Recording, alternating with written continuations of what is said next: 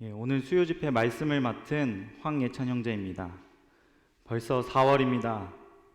벚꽃이 한창 피었는데요. 이제 곧 질 일만 남은 것 같습니다. 올해도 역시 정말 빨리 흘러가는 것 같습니다. 주님께서 다시 오실 날이 가까워질수록 우리의 시간도 더욱 빠르게 달려가는 것은 아닐까 생각해 보게 됩니다. 이 땅에서 사람에게 허락된 시간은 벚꽃과 같이 아주 잠깐이면 지나갈 것입니다. 그러나 부활하신 주님께서 우리 마음에 주신 소망은 영원토록 변치 않기에 참 감사가 됩니다. 소리 울리는 것 같은데 조금만 조절해 주시겠어요? 오늘은 함께 출애굽기 말씀을 살펴보고자 합니다. 출애굽기가 시작할 무렵에 이스라엘의 상황을 성도님들께서 잘 아실 것이라고 생각합니다.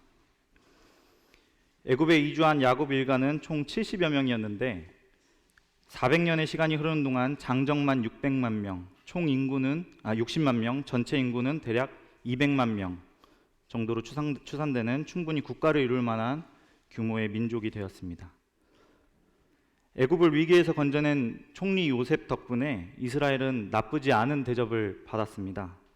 그런데 요셉을 알지 못하는 새 왕이 등극하고부터는 상황이 달라졌습니다. 애굽 왕은 이스라엘 민족이 애굽 백성보다 많아지고 강성해지는 것을 보고서 이스라엘 민족을 억압하기 시작했습니다. 살인적인 노역을 시켜서 이스라엘 인구수를 줄여보고자 했던 것입니다. 그런데 이상하게도 학대를 받으면 받을수록 이스라엘 민족은 강성해져만 갔습니다. 사람의 얕은 수가 결코 하나님의 섭리, 하나님의 경륜을 꺾을 수 없었던 것입니다. 하나님께서는 야곱 족속이 한 민족을 이룰 것이다 라고 분명히 약속하셨습니다.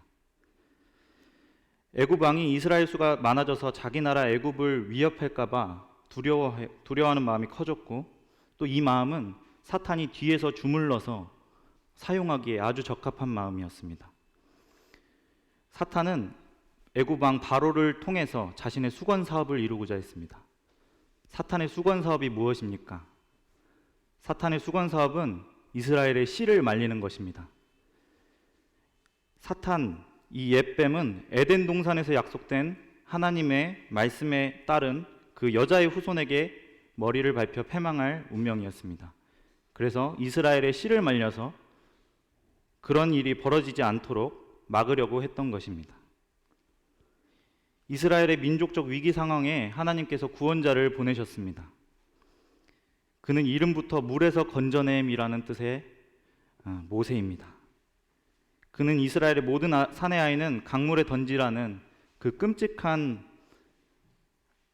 유아 살해 현장에서 건짐을 받아서 생존했습니다. 하나님의 섭리였습니다. 또한 애굽 공주에게 건져져서 왕족처럼 길러졌고요. 애굽 궁에 살면서 당대 최강대국의 애굽의 선진 학문을 교육받기도 했습니다. 장성한 후에 자신의 민족적 정체성을 깨닫고는 혈기로 동족을 돕다가 냉대를 경험하기도 했고요. 살인자 신세로 광야로 도망치게 됩니다. 그리고 그곳에서 철저하게 자기의 무력함을 깨닫는 40년의 광야 훈련 시간을 거칩니다. 그리고 어느 날 하나님께서 도망자 모세에게 나타나셔서 이스라엘 구원 여정을 펼쳐서 보여주십니다.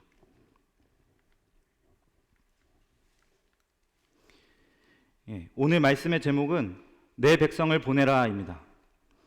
본문 말씀은 출애굽기 5장, 8장, 10장입니다. 본문이 여러 장에 조금 흩어져 있는데요. 매번 반복적으로 유사한 상황이 이어지기 때문에 이렇게 한 번에 모아봤습니다. 하나님께서 모세를 통해 내 백성을 보내라 말씀하셨을 때 애굽 왕 바로가 이에 대응하여 나름대로의 자신의 계책, 나름대로의 장애물들을 세워놓습니다. 오늘은 이스라엘의 예배를 방해하기 위해 바로가 취한 조치들과 제시한 제한 조건들을 살펴보면서 우리의 집회와 예배 생활에 관해 교훈을 얻어보고자 합니다. 하나님께서 모세에게 아론을 붙여서 이 둘을 바로 앞으로 보내 선포하게 하셨습니다. 출애굽기 5장 1절입니다. 함께 읽으시겠습니다. 시작. 그 후에 모세와 아론이 바로에게 가서 이르되 이스라엘의 하나님 여호와께서 이렇게 말씀하시기를 내 백성을 보내라. 그러면 그들이 광야에서 내 앞에 절기를 지킬 것이니라 하셨나이다. 말씀에 하나님께서 이스라엘 민족을 애굽에서 구원하시고자 하는 목적이 잘 드러나 있습니다. 하나님께서는 이스라엘 민족을 예배하는 거룩한 백성으로 삼고자 하셨습니다. 출애굽의 목적은 하나님과의 영적 교통, 즉 예배였던 것입니다.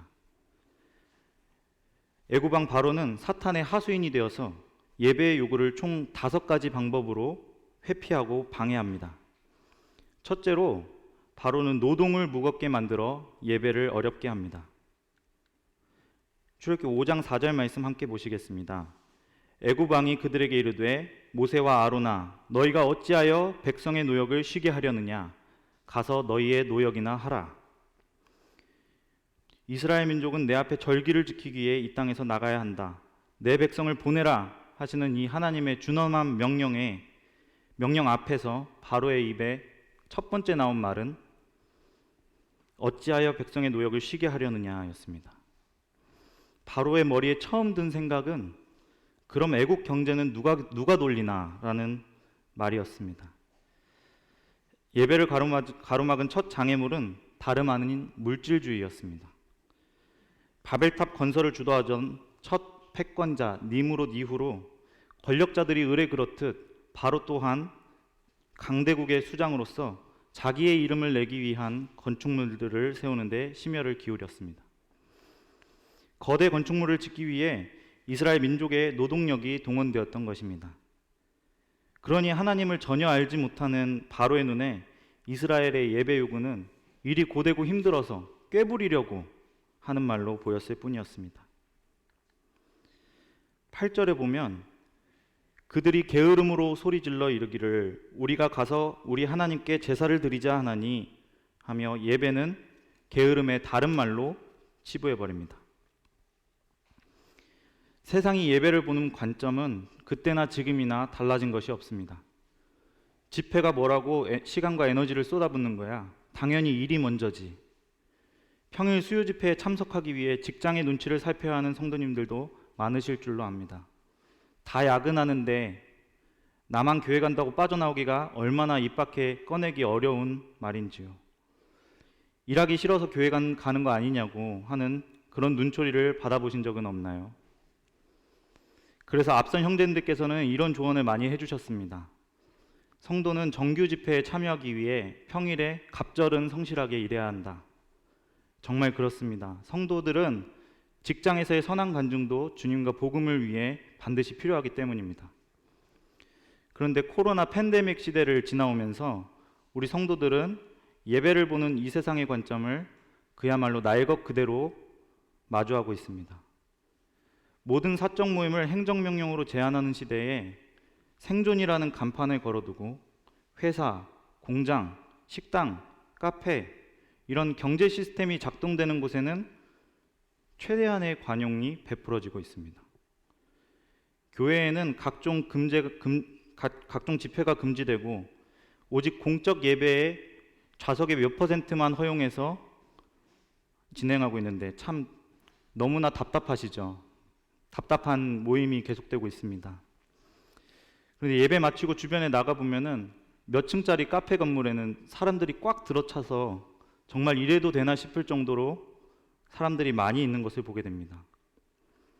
이런 인식을 바탕으로 아무래도 교회가 다른 시설보다 불공평한 제한을 받고 있다 이런 의견을 내려고 하면은 세상은 먹고 사는 문제랑 예배 드리는 게 같으냐 어떻게 비교될 수 있느냐 다들 먹고 살기도 힘든데 예배 정도는 온라인으로 얌전하게 드리면 되는 거 아니냐 기독교인들 참 이기적이고 말로만 이웃사랑 외친다 이런 비난을 듣기 일쑤입니다. 그러나 이런 말들이 우리 마음에 어떠한 상처도 내지 못하는 것은 우리가 성경 말씀을 통해 세상은 이전서부터 그래왔다는 것을 잘 알기 때문입니다. 애굽의 바로 때도 그랬습니다. 우리 구원받은 성도들에게 예배가 곧 삶의 이유요 생존의 이유라는 것을 세상은 전혀 이해하지 못합니다. 그저 세상 체제는 오늘 패권자 바로의 계획대로 피라미드에 벽돌 한 장 더 올리는 것이 가장 중요한 일이라고 여길 뿐입니다. 9절을 보시면 그 사람들의 노동을 무겁게 함으로 수고롭게 하여 그들로 거짓말을 듣지 않게 하라, 이렇게 나와 있는데, 바로 왕은 이스라엘의 예배 의지를 꺾기 위해서 가혹한 조치를 합니다. 이전에는 모든 재료를 주고 벽돌을 만들려고 했다면 이제는 재료 줍는 일부터 시작해서 전과 동일한 양의 벽돌을 만들어내라고 명령했습니다. 이스라엘 백성들이 힘들다고 호소하자 바로는 너희가 게을러서 꾀부려서 그렇게 된 거 아니냐 하면서 비웃습니다. 모세가 바로에게 선포한 하나님의 말씀, 즉 이스라엘의 예배 요구는 이스라엘 민족에게 더 고생스러워진 노동으로 돌아왔습니다. 일이 바빠져서 노동 강도가 말도 안 되게 심해져서 그 앞에 예배는 시간과 에너지 낭비가 되어버렸습니다. 이스라엘은 바로에게 미운 털이 박혀서 고생할 것에 대해 깊은 근심에 빠져서 더 이상 예배는 신경 쓸 겨를조차 없어져 버렸습니다. 당장 내일 매 맞지 않기 위해 짚을 어떻게 주워서 벽돌을 제 시간에 어떻게 만들어야 될지 걱정하게 되었습니다. 이스라엘 민족은 이 가혹한 현실에 갇혀서 영적 시야를 잃어버린 것으로 보입니다. 이와 같이 예배를 방해하는 삶의 무거운 짐에는 사탄의 계획이 있을 수 있습니다. 육에 속한 사람은 하나님의 성령의 일들을 받지 아니하나니 이는 그것들이 그에게는 어리석게 보임이요 또 그는 그것들을 알 수도 없나니 그러한 일은 영적으로 분별되기 때문이라.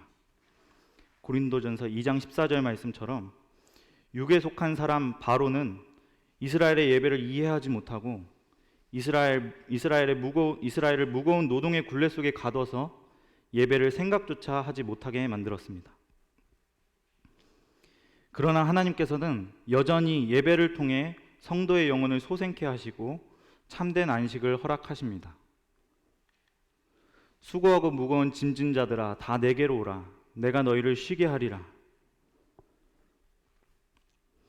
주님께로 나오면 그 어떤 무거운 인생의 짐들을 내려놓을 수 있다는 분명한 약속이 있습니다. 혹시 우리 중에 사업이 너무 바빠서 직장일이 너무 고돼서 모임 생활을 방해받고 계신 분이 계십니까? 육에 속한 자들, 곧 예배와 모임을 방해하는 세상의 거짓말에서 벗어나서 성도의 집회 가운데 허락하신 하나님의 회복과 안식이 있다는 약속을 따라가는 저와 모든 성도님들이 되시기를 소원합니다.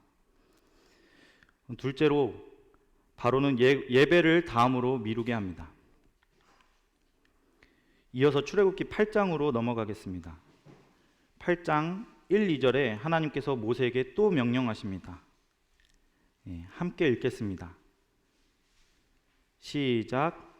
여호와께서 모세에게 이르시되 너는 바로에게 가서 그에게 이르기를 여호와의 말씀에 내 백성을 보내라. 그들이 나를 섬길 것이니라.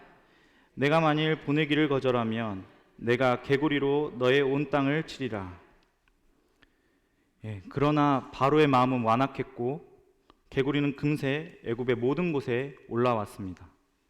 이 견딜 수 없는 괴로움에 바로는 금세 반응을 보여주었습니다. 8절 보시겠습니다.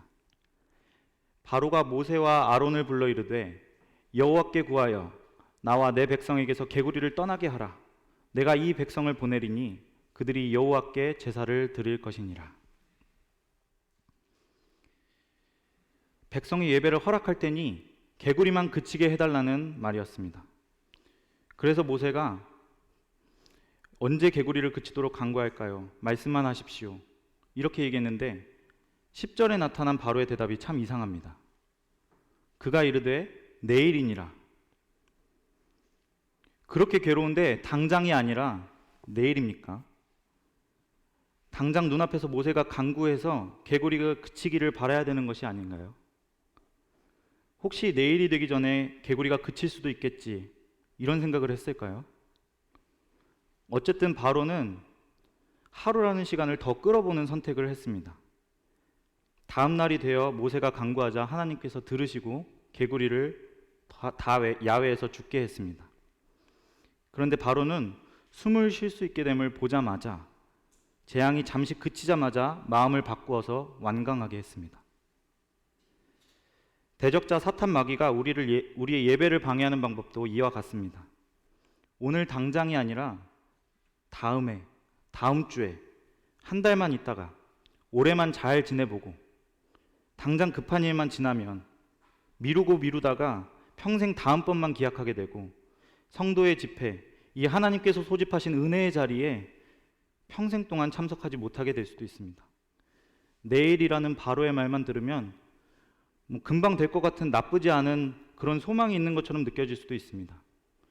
하지만 우리는 이 속에 사탄의 치밀한 계략이 있다는 것을 꿰뚫어 보아야 합니다. 이와 관련된 제 간증을 짧게 말씀드리겠습니다. 저는 중국에서 돌아와서 2014년부터 모임에 참석했는데요. 더해진 이후에 6개월 동안 수요 집회에는 참석하지 않았습니다. 당시 제 기준으로 주일 예배와 토요일 청년회가 제가 낼 수 있는 시간의 상한선이라고 저 나름대로 정해놓았던 것 같습니다. 수요 집회가 정규 집회인 것을 알아도 또 주변의 형제들이 수요 집회에 나와야 된다 권면을 해도 지금도 바쁜데 어떻게 더 시간을 낼 수 있을까 하면서 자기 합리화를 하고 있었습니다. 그런데 어느 수요일에 한 형제님께서 저에게 전화를 해주셨습니다. 다른 주제를 위해서 통화를 했던 거였어요. 근데 통화를 끝낼 쯤에 그 말미에 오늘 수요 집회 한번 꼭 와보라 이렇게 말씀을 하고 끊으셨습니다. 평소 같았으면은 요즘 너무 바빠서요 그랬을 테고, 또 마침 그날 저녁에는 저희 학과에서 주최하는 특강이 있었습니다. 그 특강에 참여해야만 다음 학기에 장학금 수령을 받을 수 있는, 문제가 없는 그런 중요한 행사였습니다. 그래서 그날 수요 집회 참석은 당연하게 다음 기회를 기약하는 것이 제 기준에 옳아 보였습니다. 그런데 이상하게 그 통화가 끝난 뒤로 마음이 이상하게 조급해졌습니다. 택시 미터기에 달리는 말 아시죠? 예전에는 다 있었는데 요즘엔 없다고 하더라고요. 그 말이 제 마음에 들어와서 달리는 것 같은 느낌을 받았습니다. 그렇게 조급하고 안 가면 안 될 것 같은 압박감이 제 안에 있었습니다. 그래서 견디다 못해 수요 집회에 가야겠다 마음먹은 순간 마음이 평안해지는 것 같은 거예요. 근데 오래지 않아서 생각났습니다. 그날 저녁에 해야 되는 일이 있었고 그것은 꼭 해야 되는 일이라고. 그래서 저는 마지막으로 조건을 걸어봤습니다. 교수님한테 찾아가서 허락을 받으면 가고 아니면은 원래 계획했던 대로 특강에 가겠다. 그래서 교수님 방에 다짜고짜 찾아가서 교수님, 오늘 아버지께서 급히 찾으셔서 가봐야 할 것 같습니다. 앞에 하나님은 뺐어요. 괄호 안에 하나님 있었어요. 하나님 아버지께서 부르신 거였어요. 정말 제 마음에 그렇게 조급함이 있었습니다. 하나님께서 주시는 마음이 확실했던 것 같아요. 근데 교수님께서 흔쾌히 갔다 오라고 말씀해 주셨습니다. 그래서 하나님 아버지께서 오늘 저를 집회로 강하게 인도하신다는 확신을 가지고 집회 참석 중에 어떤 은혜를 부어주실지 사모하는 마음을 가지고 집회에 왔습니다. 근데 역시 그날 하나님께서 말씀을 통해 잊지 못할 감격을 제 안에 주셨습니다. 당일 말씀 시간은 바이블 리딩으로 진행됐었는데요. 본문은 요한복음 5장에 베데스다 연못에 38년 된 병자의 이야기였습니다. 말씀을 통해서 내가 24년 된 병자였구나. 주님께서 찾아오셔서 잘못된 곳에서 헛된 것을 구하고 있던 이 불쌍한 인생을 건지셨구나. 이런 깨달음과 한없는 감사를 채워주셨습니다. 저는 그날의 이 경험을 통해서 주님의 사랑을 더욱 확실하게 경험하게 되었고, 주님의 크신 사랑이 제 삶을 강권해서 움직인다는 확신을 가지게 되었습니다. 그리고 3년이 조금 안 된 것으로 기억하는데요. 2018년 여름에 우리 송도교회에 주셨던 말씀처럼 모든 공적 집회는 하나님의 성회입니다. 그리고 그 모임에 참석했을 때 하나님께서 부어주시는 특별한 은혜가 있습니다. 그렇기 때문에 돌아오는 집회에 하나님께서 우리 교회에 또 나 개인에게 어떤 말씀을 하실지, 얼마나 귀중한 은혜로 채워주실지 사모하는 마음을 가는 것이 너무나 당연한 일입니다.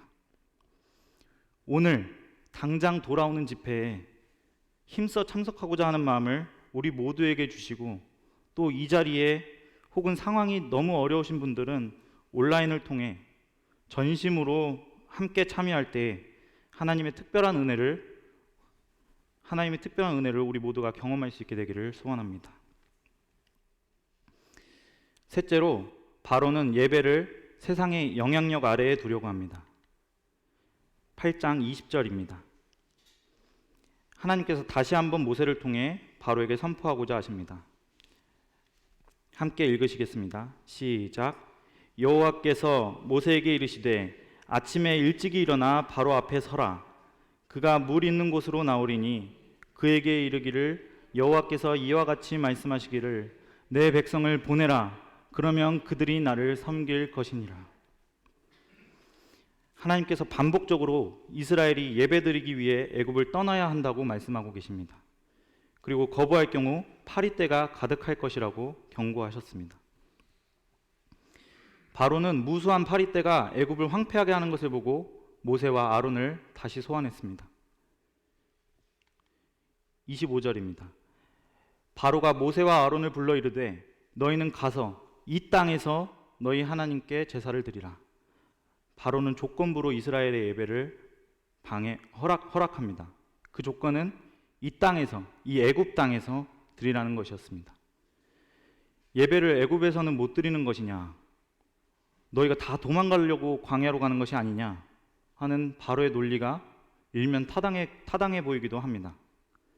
그러나 여기에는 중대한 문제가 있었습니다. 26절입니다.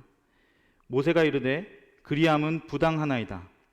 우리가 우리 하나님 여호와께 제사 드리는 것은 애굽 사람이 싫어하는 바인즉 우리가 만일 애굽 사람의 목전에서 제사를 드리면 그들이 그것을 미워하여 우리를 돌로 치지 아니하리이까.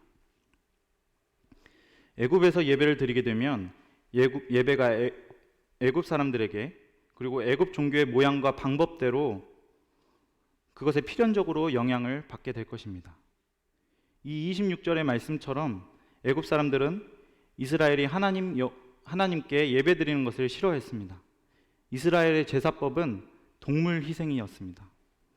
반드시 피를 흘려야 했는데 애굽 사람들은 동물을 죽여 피를 흘리는 것을 부정하게 여겼다고 합니다. 그들의 땅에서 그들이 종교적으로 매우 싫어하는 방식으로, 부정하게 여기는 방법으로 제사를 드리는 것은 돌팔매질 당할 각오 없이는 행하기 어려운 것이었고, 또 제사 내내 애굽 사람들의 눈치를 볼 수밖에 없는 상황을 자처하는 것이었습니다. 또한 애굽 종교가 얼마나 다양한가요? 그 잡신들의 예배에 사용되는 제물이나 그 우상 숭배의 모양이 이스라엘의 예배에 어떤 모양으로도 영향을 미칠 것으로 보고 있습니다. 아마 이스라엘 민족은 이미 400년 동안 애굽 종교의 많은 것을 보고 들은 것이 확실합니다. 출애굽 이후에 모세가 시내산에 율법을 받으러 갔을 때 이스라엘 백성들이 아론을 앞세워서 무슨 일을 벌였습니까? 그 금송아지 숭배를 이스라엘이 창의력을 발휘해서 즉석으로 만들어낸 것일까요?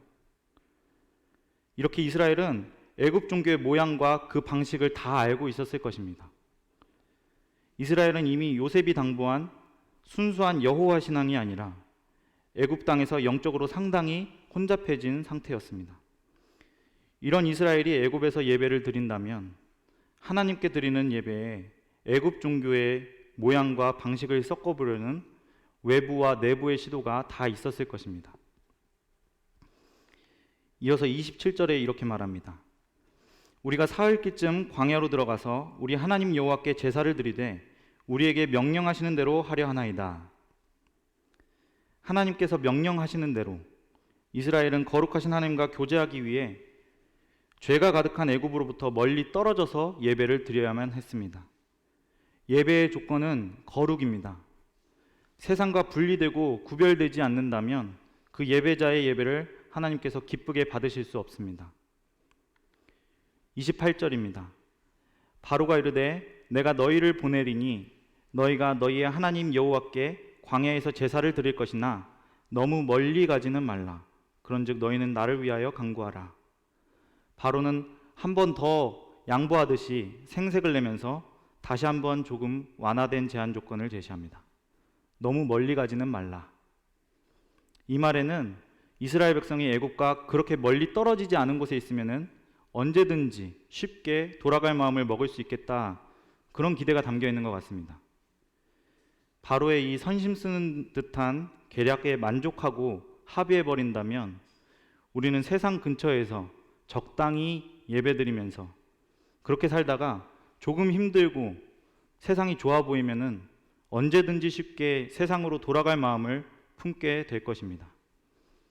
또한 이 애매한 상태가 지속되면 예배자는 자기 상태를 진단할 능력조차 철저히 잃어버리게 되고 그저 애굽을 떠나긴 떠났으니까 어쨌든 안전할 것이라는 착각을 품으며 살게 될 것입니다.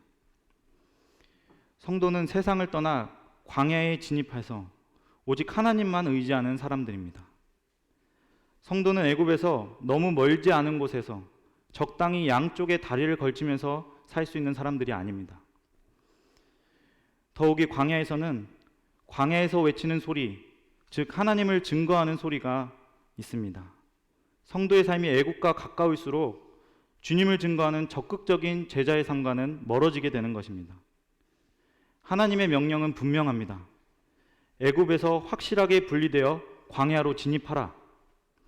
다른 모든 것에서 돌이켜서 그리스도께 나아가라. 오직 그리스도 안에서 예배드리는 것이 진정한 예배자의 삶이다. 이토록 분명한 하나님의 메시지에 우리가 분명하게 반응하게 되기를 소망합니다. 넷째로 바로는 예배의 자리에 다음 세대를 차단하려 했습니다. 출애굽기 10장으로 넘어가겠습니다. 10장 3절에 하나님께서 모세와 아론을 통해서 또 같은 말씀으로 바로에게 경고하십니다. 함께 읽겠습니다. 시작. 모세와 아론이 바로에게 들어가서 그에게 이르되 히브리 사람의 하나님 여호와께서 말씀하시기를 내가 어느 때까지 내 앞에 겸비하지 아니하겠느냐. 내 백성을 보내라. 그들이 나를 섬길 것이라. 아직도 마음이 완악한 바로의 제국에 이번에는 메뚜기 떼가 출몰해서 모든 것을 싹 쓸어가고 있었습니다. 이제 바로의 신하들조차 바로의 무모함을 돌이키라고 그렇게 조언해주고 또 이스라엘을 그만 보내주라고 합니다. 그래서 바로는 이에 반응해서 모세와 아론에게 물어보았습니다. 너희의 하나님 여호와를 섬기러 갈 자가 누구냐? 바로가 또 예배를 허락하는 듯이 보이지만 이번에는 누가 어떤 인원이 갈지 캐묻고 있습니다. 모세는 이 질문에 당연한 대답을 합니다. 9절입니다. 모세가 이르되 우리가 여호와 앞에 절기를 지킬 것인즉 우리가 남녀노소와 양과 소를 데리고 가겠나이다. 이것은 하나님 앞에 누구는 예배드리고 누구는 빠질 수가 있습니까? 우리 민족의 남녀노소 전 인원이 예배자가 될 것입니다 하는 모세의 선언이었습니다. 그러자 바로는 또다시 완악함을 발동시킵니다. 10절의 말씀은 개역개정본으로는 이해가 다소 어려워서 우리말 성경 번역본을 가져왔습니다. 바로는 모세와 아론에게 말했습니다. 내가 너희와 너희의 아이들을 보내는 정도에 따라 너희 여호와가 너희와 함께 하신단 말이냐. 너희가 참으로 악하구나. 이 바로의 말인즉 너희 예배에 굳이 아이들까지 갈 필요가 무엇이 있겠느냐. 너희만 예배를 잘 드려도 하나님께서 충분히 너희와 함께 하실 것이다. 이렇게 얘기하는 것으로 보입니다. 이것은 바로가 이스라엘의 다음 세대를 볼모로 잡고 있을 뜻으로 하는 말입니다. 정말 예배 드리러 가는 것이면 목적만 이루고 돌아와라. 너희 가족이 어린 아이들이 다 애굽에 있으니까 허튼 수작하지 말고 순순히 돌아와라. 다시 벽돌 만들어야지. 바로에게 이런 의도가 있었을 것입니다. 이처럼 예배에 다음 세대가 차단된다면 그 예배는 그야말로 사탄에게 볼모 잡힌 예배가 될 것입니다. 그런 모습을 가진 교회는 이미 시한부 선언을 받고 산소호흡기를 달고 있는 것과 다를 바가 없습니다. 성도님들께서 이미 유럽과 미국의 많은 교회들의 가슴 아픈 사정을 한 번쯤은 들어보셨을 것입니다. 건물을 예배 처소로 사용할 만한 예배자들이 없어서 그 유서 깊은 교회당 건물을 이슬람 사원으로, 술집으로, 클럽으로 이런 비참한 지경에 이르렀다고 합니다. 그리고 그나마 아직 유지되는 곳은 많지 않은 수의 노성도님들만 남아서 모여서 예배드리는 것이 태반이라고 합니다. 이것은 서방 국가만의 이야기가 아닙니다. 오늘날 한국교회도 절반가량은 주일학교가 없다고 합니다. 다행히도 우리 교회는 현재 모든 교회 학교가 잘 운영되고 있는 것처럼 보입니다. 하지만 앞으로도 방심하지 않고 계속해서 모든 다음 세대가 하나님 말씀 안에서 잘 양육되는 교회가 되어야 하겠다는 생각을 하게 됩니다. 계속해서 11절입니다. 그렇게 하지 말고 너희 장정만 가서 여호와를 섬기라. 이것이 너희가 구하는 바니라. 이에 그들이 바로 앞에서 쫓겨나니라. 바로의 속셈은 단순합니다. 이스라엘의 씨를 말리려는 것입니다. 이는 이스라엘 사내 아이들을 강에 던져 죽이려고 했던 선대 왕의 악행을 다른 방식으로 계승하고자 하는 것입니다. 바로의 말처럼 이스라엘의 장정만 가서 여호와를 섬기게 된다면, 그래서 그들의 어린아이들을 여전히 애굽의 볼모로 잡고 있다면 부모와 자식 세대 간의 신앙 계승이 단절되고 이스라엘의 영적 계보는 더 이상 이어지지 못하게 될 것입니다. 이것이 다른 의미로 이스라엘의 씨를 말리는 사탄의 계략인 것입니다. 점점 더 어려워지는 노동 환경 속에서, 또 생존이 녹록치 않아지는 상황 속에서 이스라엘 백성들은 아이들이 짚을 더 잘 줍고 벽돌을 더 잘 굽도록 가르쳐야 했을까요? 아니면 어떻게든 부모 세대와 함께 예배드리기 위해 함께 애굽을 벗어나는 선택을 해야 했을까요? 우리 인천 송도교회가 당시 이스라엘의 상황이 있었다면 우리는 과연 어떤 선택을 해야 했을까요? 벽돌 굽는 일이 힘들어졌다고, 집 줍는 일이 추가됐다고 다음 세대에게 그것을 가르치는데 모든 시간을 사용하도록 해야 했을까요? 아니면 그 무엇보다도 구원을 베푸시는 하나님께 예배드리는 은혜의 자리에 함께 참석해서 그것을 생명처럼 여기라고 가르쳐야 하는 것일까요? 이 말씀 안에 답이 명확하게 나와 있다는 것을 모든 성도님들께서 아실 것입니다. 오늘 이 말씀을 통해서 교회의 다음 세대를 끊어 삼키는 것이 궁극적으로 예배를 그치게 하려는 것임을 우리 대적자가 명확하게 알고 있고 또 전략화하고 있다는 사실을 여실히 보여줍니다. 시대가 바뀌었어도 사탄의 이 전략은 여전히 유효합니다. 저는 우리 인천 송도교회가 다음 세대를 생각할 때 지금까지 저희 청년들에게 쉬지 않고 권면해 주셨던 것처럼 다음 세대가 애굽에서 살아남도록 각종 기술을 가르쳐서 벽돌을 더 잘 굽는 사람들로 만들기보다 예수 그리스도를 통해 구원받고 애굽을 완전히 떠나서 자유롭게 예배드릴 수 있도록 기도하고 인도하는 데 힘쓰는 교회가 되기를 간절히 소원합니다. 다섯 번째로 바로는 예배에 필요한 희생 제물을 뺏으려고 합니다. 10장 24절입니다. 바로가 모세를 불러 이르되 너희는 가서 여호와를 섬기되 너희의 양과 소는 머물러 두고 너희 어린 것들은 너희와 함께 갈지니라. 이것은 바로의 마지막 협상안이자 바로가 처음 보였던 물질주의적 반응의 다른 형태입니다. 이 마지막 협상의 시점은 아홉 번째 재앙인 흑암이 진행되던 시점입니다. 이후로는 열 번째 재앙, 장자의 죽음밖에는 남지 않았습니다. 바로는 죽음이 다가오는 그 순간까지도 여전히 양과 소에 집착하는 어리석은 모습을 보입니다. 바로가 이처럼 행한 이유는 예배드릴 재물을 빼앗기 위함이었습니다. 25절입니다. 모세가 이르되 왕이라도 우리 하나님 여호와께 드릴 제사와 번제물을 우리에게 주어야 하겠고, 양과 소를 모두 애굽에 두고 가면 이스라엘은 광야에서 제사에 꼭 필요한 희생제물을 구하지 못해서 결국 예배를 드리지 못하게 될 것입니다. 이번에는 예배자의 제물을 빼앗는 그런 방법으로 예배를 방해하고자 했습니다. 이에 관해 모세는 26절에서 분명하게 말합니다. 우리의 가축도 우리와 함께 가고 한 마리도 남길 수 없으니 이는 우리가 그 중에서 가져다가 우리 하나님 여호와를 섬길 것임이며 또 우리가 거기에 이르기까지는 어떤 것으로 여호와를 섬길지 알지 못함이니이다 하나. 모세는 한 마리도 남길 수 없다고 강하게 항변합니다. 제물의 필요성을 듣고 또 하나님께서 어떤 것을 제물로 원하실지 모른다고 답했습니다. 이것을 우리의 예배 생활에 어떻게 적용할 수 있을까요? 이에 관해서 시편 50편 말씀이 잘 가르쳐주고 있습니다. 시편 50편 14절, 감사로 하나님께 제사를 드리며 지존하신 이에게 내 서원을 갚으며. 23절, 감사로 제사를 드린 자가 나를 영화롭게 하나니 그의 행위로 옳게 하는 자에게 내가 하나님의 구원을 보이리라. 하나님께 올려드리는 감사가 곧 우리 예배의 제물입니다.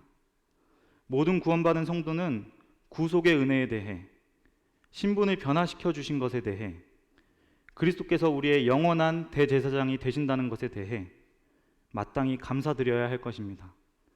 따라서 바로 왕에게 제물을 빼앗겨서 제사를 드리지 못하게 되는 것과 지금 우리 예배 시간에 드릴 감사를 미리 준비하지 못해서 진정한 예배를 드리지 못하는 것은 결코 다르지 않은 상황이라는 것입니다. 하나님께 드릴 제물은 미리 준비해야 되고 필수적으로 지참해야 합니다. 제물 없이는 제사가 성사될 수 없기 때문입니다.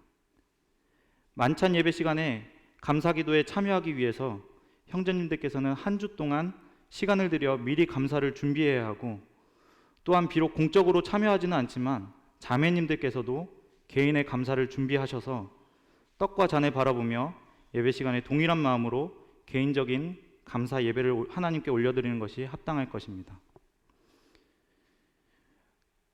말씀의 적용점을 간단하게 정리해 보겠습니다. 오늘은 출애굽기 말씀을 통해서 예배를 명령하시는 하나님과 이에 대한 바로의 5가지 반응을 살펴봤고, 동일한 원리로 우리의 예배 생활이 방해받을 수도 있다는 것을 적용해 보았습니다. 오늘 말씀에 따르면 예배자에게 다음 5가지 마음가짐이 필요합니다. 예배자는 첫째, 참 회복과 안식이 모임 생활에 있음을 알아야 합니다. 사탄의 손아귀에 있던 바로는 노동 현장을 어렵게 해서 예배를 방해했습니다. 사업과 직장의 일이 너무 무겁고 어려울 때 예배와 모임을 방해하는 세상의 거짓말이 있을 수 있습니다. 그러나 성도의 집회 가운데 허락하신 하나님의 회복과 안식이 있다는 약속을 믿고 모이기를 힘쓰는 저와 모든 성도님들의 삶이 되기를 진심으로 소원합니다. 둘째로, 집회 참석을 미루지 말아야 합니다. 우리의 대적 사탄은 예배를 다음으로 미루게 합니다. 내일, 다음번에, 기회가 생기면, 이런 것이 아니라 당장 오늘 바로 돌아오는 집회에 하나님께서 부어주실 은혜를 사모해야 합니다. 저와 모든 성도님들께서 어느 때 어느 상황에서든 모이기를 미루며 은혜를 놓치지 않고 모든 공적 집회에 기대하는 마음으로 참석하게 되시기를 진심으로 소망합니다. 셋째로, 세상으로부터 분리되어야 합니다. 사탄은 여전히 예배자를 세상의 영향력 아래에 두려고 합니다. 성도는 애국과 광야 양쪽에 발을 담그고 있을 수 없습니다. 세상으로부터 확실히 분리되어서 광야에서 주님을 만나고 주님을 증거하는 소리가 되기를 간절히 원합니다.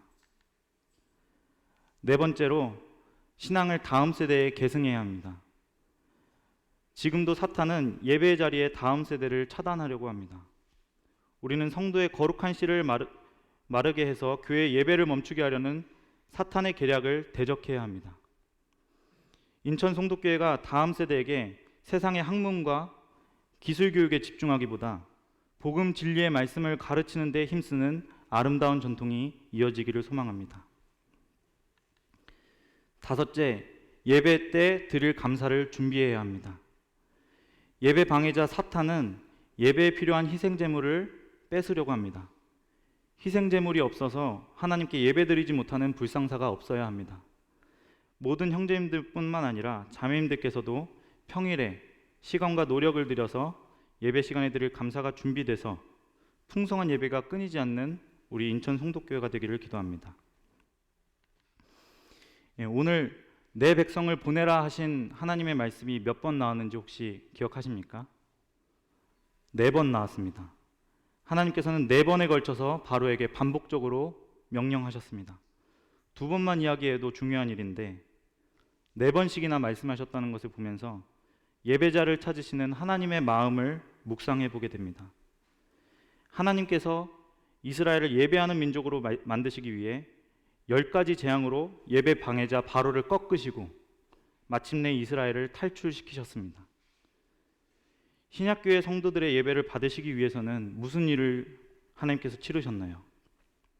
하나뿐인 아들 예수 그리스도를 십자가 진노의 자리에 아낌없이 내어주셨습니다.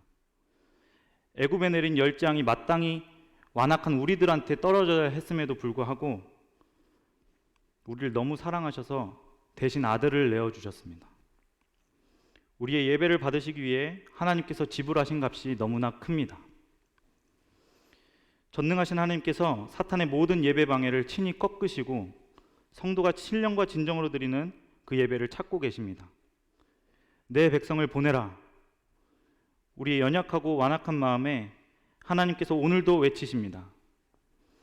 말씀을 통해 이 음성을 들으면서 주님 오시는 날까지 이 땅에서 우리 인천 성도교회 예배가 계속해서 이어지기를 진심으로 소망합니다. 이상으로 말씀을 마치겠습니다. 감사합니다.